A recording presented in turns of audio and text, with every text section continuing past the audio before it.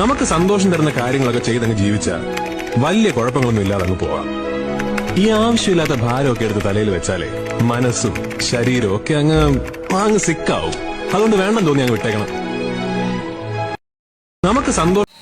അങ്ങനെ രാവിലെ ചായ ഇട്ട് ഹാളി വന്നിരുന്ന് കുടിക്കാമെന്ന് വിചാരിച്ചു. അച്ഛനും കൂടെ ചായ എടുത്തുകൊണ്ട് വന്നു. ഇത് കഴിഞ്ഞ് കുറച്ച് നേരം ചായയൊക്കെ കുടിച്ച് സംസാരിച്ചു. ഭക്ഷണമാണ് ഇഡലി സാമ്പാറും. ഒരാഴ്ച ഞങ്ങൾ 3 ദിവസം ഇവിടെ ഇഡലി സാമ്പാറും ഉണ്ടാവും. അങ്ങനെ അതിന് ശേഷം മീൻ കിട്ടിയില്ല. അതുകൊണ്ട് നമ്മൾ പച്ചക്കറി എല്ലാം കൂടെ ഇട്ടൊരു കറി ഉണ്ടാക്കാമെന്ന് വിചാരിച്ച്. പിന്നെ അത് കഴിഞ്ഞ് തോരൻ അരിഞ്ഞുകൊണ്ടിരിക്കുക അമ്മ. ബീട്രൂട്ട് തോരൻ.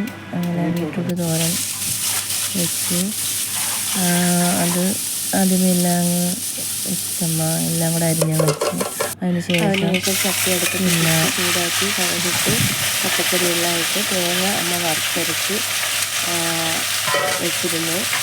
എന്നിട്ട് ചെറുതായിട്ട് ഉപ്പിട്ട് അത് വേവിക്കാൻ വെച്ചിരുന്നു. ഇത് വാടി വരുമ്പോഴത്തേക്കാണ് നമ്മൾ പിന്നെ തേങ്ങ വറുത്തരച്ച് വെച്ചിരുന്ന സംഭവം ഇങ്ങോട്ടോട്ട് ആഡ് ചെയ്യുന്നത്.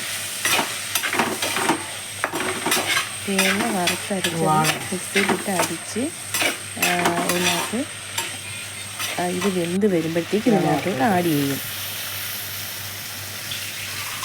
എല്ലായിടവും മഴയാണ്. മഴ പ്രത്യേകം സൂക്ഷിക്കുക. കൊച്ചു കുട്ടികൾ വെള്ളത്തിൽ ഇറങ്ങാതെ കളിക്കുക. ഇപ്പോൾ ഷിഗല്ല എന്നൊരു ബാക്ടീരിയ ഇപ്പം വന്നിട്ടുണ്ട്. ഒരുപാട് കുട്ടികൾ അതിൻ്റെ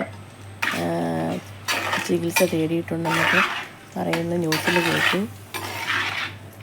അപ്പം എന്താ ചെയ്യുക, ചൂട് വെള്ളം മാത്രം കുടിക്കുക ചെയ്യുക.